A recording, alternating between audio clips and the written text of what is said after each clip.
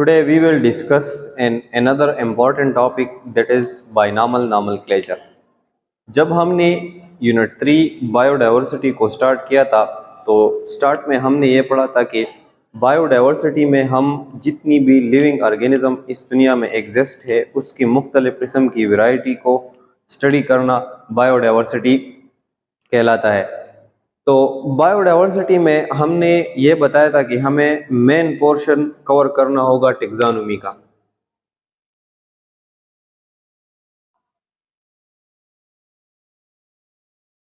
Taxonomy biology का वो branch है जिसमें हम जितनी भी लिविंग ऑर्गेनिज्म एग्जिस्ट है उनको फर्स्ट ऑफ ऑल हम उसको क्लासिफाई करते हैं,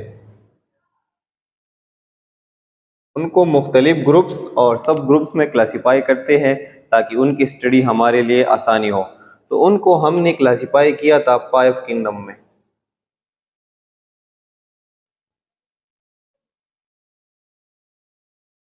क्लासिफिकेशन हमारा कवर हो चुका है। इसमें हमने फिर वायरस के बारे में भी बताया था कि वायरस जो है वो 5 किंगडम से एक्सक्लूडेड क्यों है। तो वो सारे हमारे पास लिविंग ऑर्गेनिज्म थी जिनको हमने ग्रुप्स और सब ग्रुप्स में क्लासिफाई किया था। हमने ये पढ़ा था कि दूसरा बात हम टेक्सोनोमी में ये करेंगे नेमिंग, कि हमारे पास जितनी भी लिविंग ऑर्गेनिज्म मौजूद है इनको हम एक नाम देंगे साइंटिफिक नेम, ताकि सारी दुनिया में एक ही नाम से एक ऑर्गेनिज्म को पहचाना जाए। तो आज हम वो सेकंड पोर्शन जो है टेक्सोनोमी का कवर करेंगे कि हम एक ऑर्गेनिज्म को नाम कैसे देते हैं। तो एक ऑर्गेनिज्म को हम जिस प्रोसेस के थ्रू नाम देते हैं उसको हम कहते हैं बाइनॉमियल नॉमेनक्लेचर। इस वर्ल्ड में हमारे पास जो बाइनॉमियल का मतलब ये है कि ये जो नेम होगा ये 2 पार्ट पर कंसिस्टेड होगा। इस नाम के हमारे पास 2 पार्ट्स होंगे, 2 पार्ट नेम होगा।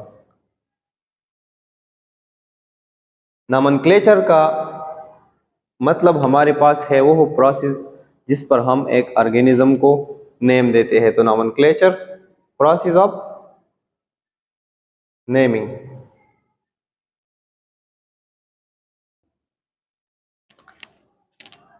अब हम इसको स्टार्ट करते हैं। Carolus Linnaeus introduce this system. हमने पहले भी बताया था कि हमारे पास जो टेक्सोनोमी है उसका फादर जो है ये कार्लस लिनियस है। वो क्यों इसका फादर है? क्योंकि ये जो नॉमेनक्लेचर है ये प्रोसेस भी उसने इंट्रोड्यूस किया था और जो क्लासिफिकेशन थी उसका आगाज भी उसने किया था। हमने बताया था कि 2 system of classification Carolus Linnaeus ने किया था।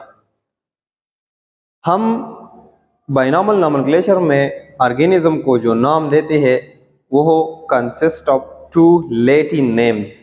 वो नाम जो होगा वो लैटिन का होगा और उसकी 2 पार्ट्स होंगे, इसीलिए इसको हम बाइनॉमियल कहते हैं। उस जो नाम हम देंगे उसका जो पहला नाम होगा वो इस लिविंग ऑर्गेनिज्म का जीनस होगा कि ये किस जीनस से बिलोंग कर रहा है। दूसरा जो नाम हम देंगे वो इस लिविंग ऑर्गेनिज्म की पार्टिकुलर स्पीशीज के नाम होगा कि ये कौन सी हमारे पास स्पीशीज है। हमने ये बताया था कि हमारे पास जितनी भी सिमिलर स्पीशीज होंगे उनमें कुछ सर्टन कॉमन कैरेक्टरिस्टिक की बिना पर हम उनको जीनस में प्लेस करेंगे।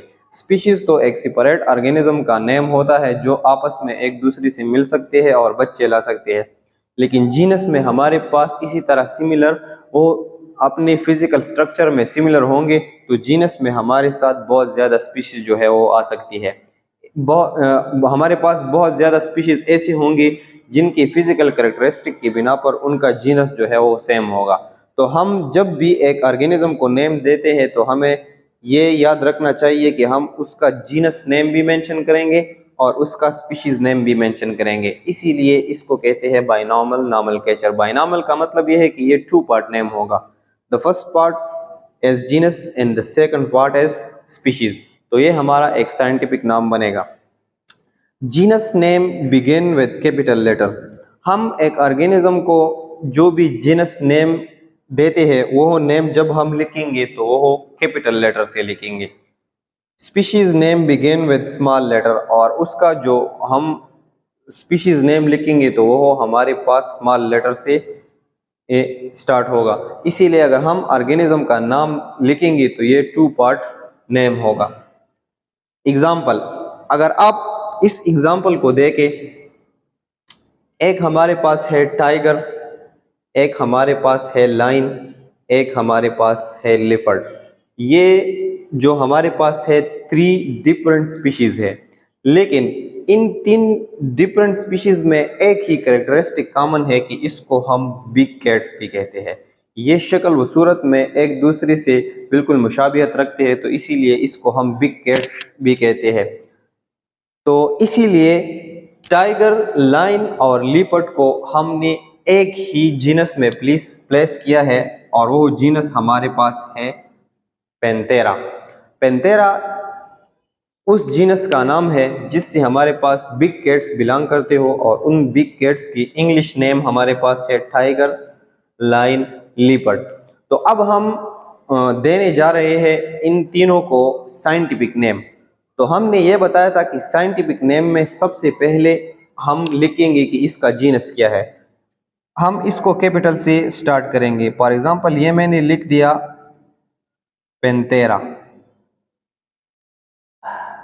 ये पेंथेरा हमारे पास जो है इन तीनों लिविंग ऑर्गेनिज्म की जीनस का नाम है। अगर हम टाइगर को नेम देंगे तो इसका हमारे पास साइंटिफिक नेम है टाइग्रेस। ये पेंथेरा इसमें ये शो कर रहा है कि ये इसका जीनस नेम है, मतलब इसमें वो लिविंग ऑर्गेनिज्म है जो बिग कैट्स है। और टाइग्रस जो है ये स्पीशीज का नाम है। ये टाइगर जो है ये एक स्पीशीज है। ये टाइगर आपस में एक दूसरे से के साथ मिल सकते हैं सेपरेटली, और अपने बच्चे ला सकते हैं। टाइगर जो है ये लाइन के साथ नहीं मिल सकता बच्चे लाने के लिए, लेकिन आपस में मिल सकता है। तो ये एक सेपरेट स्पीशीज है, लेकिन एक ही कैरेक्टरिस्टिक की बिना पर कि ये बिग कैट्स की फैमिली से ताल्लुक रखते हैं, तो इसीलिए हमने इसको पेंथेरा की जीनस में डाला है। अगर हम लाइन को साइंटिफिक नेम दे दे तो हमने ये बताया था कि हम पहले इसका जीनस नेम लिखेंगे पेंथेरा लीव। ये हमारे पास है टाइगर का साइंटिफिक नेम। इस तरह अगर हम लीफर्ट को नेम देंगे तो वो भी हमारे पास होगा पेंथेरा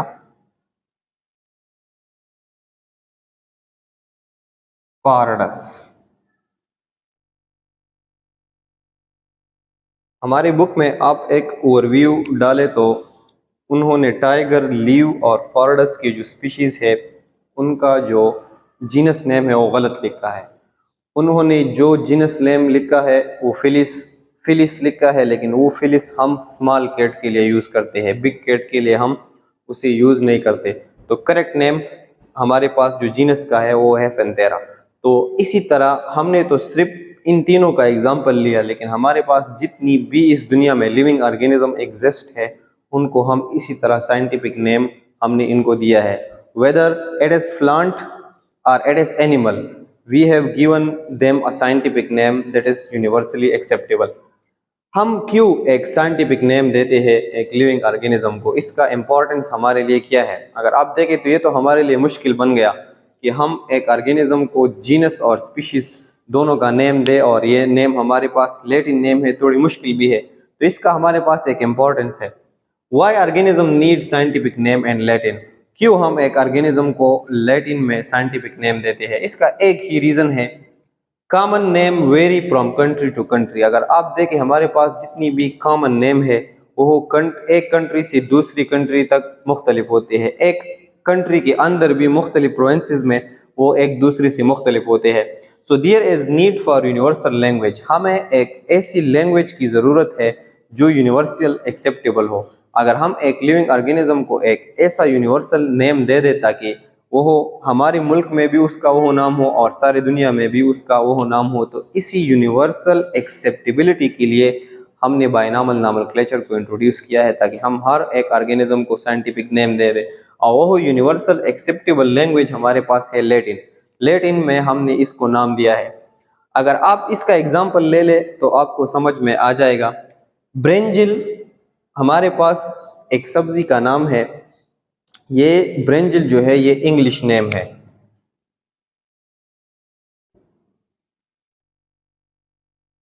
ये इंग्लिश नेम है एक सब्जी का। अगर आप देखें तो ब्रिंजल को उर्दू में हम कहते हैं बैंगन, इसी तरह पंजाबी में हम इसको कहते हैं बैडुल और सिंधी में हम इसको कहते हैं वेक्टन। तो ये हमारे पास एक कंफ्यूजन बन गया कि हर एक इलाके में इसका एक डिफरेंट नाम है।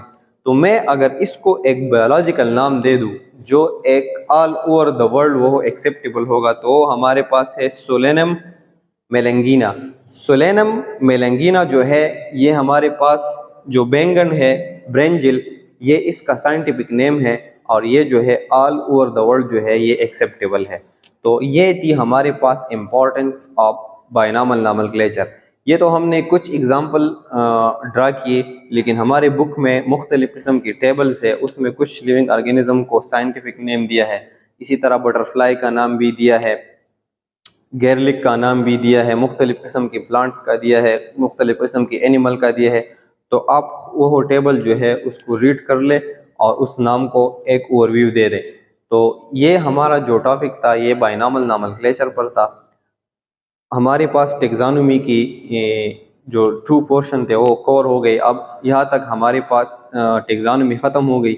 हमारे पास कुछ टॉपिक रहते हैं, उनको हम नेक्स्ट वीडियो में डिस्कस करेंगे। आप इससे स्क्रीनशॉट ले सकते हैं।